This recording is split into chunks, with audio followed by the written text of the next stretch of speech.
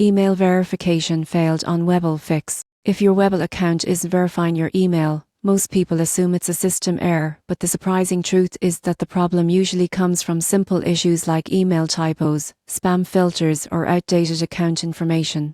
The good news is that you can fix it quickly by following these steps. Step 1. Check all your email folders, including spam, junk, and promotions. Webull verification emails are often redirected by Gmail, Outlook, and other email providers, so a thorough check is essential. Step 2. Confirm that the email address in your Webull account is correct. Even a single typo can prevent verification entirely. If you find an error, update your email and request a new verification link. Step 3. Add notifications will come to your contacts or safe sender list. This ensures future verification emails arrive in your inbox rather than getting filtered. Step 4. Request a fresh verification email through the Webull app or website. Avoid requesting multiple links at once, as this can temporarily lock the verification process. Finally, once your email is verified, enable two-factor authentication. This adds extra security and ensures that all important notifications reach you promptly.